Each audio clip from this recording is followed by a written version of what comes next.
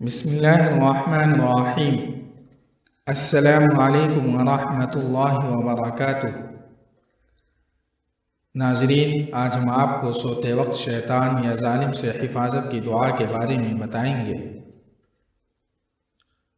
حدیث بخاری میں ہے کہ سوتے وقت آیت الکرسی پڑھنے سے تمام شب اللہ تعالیٰ کی طرف سے اس شخص کے لیے ایک نگہبان مقرر ہو جاتا ہے اور شیطان اس کے پاس نہیں آتا ہے۔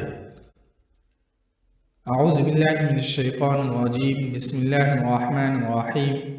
اللہ لا الہ الا هو الحی القیوم لا تأخذه سنة ولا نوم له ما في السماوات وما في الأرض من ذا الذي يشفع عنده إلا بإذنه يعلم ما بين أيديهم وما خلفهم ولا يحيطون بشيء من علمه إلا بما شاء وسع كرسيه السماوات والأرض ولا يؤوده حفظهما وهو العلی العظیم۔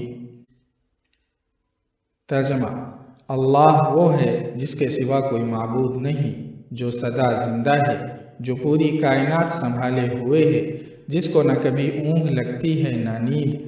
آسمانوں میں جو کچھ ہے وہ بھی اور زمین میں جو کچھ ہے وہ بھی سب اسی کا ہے۔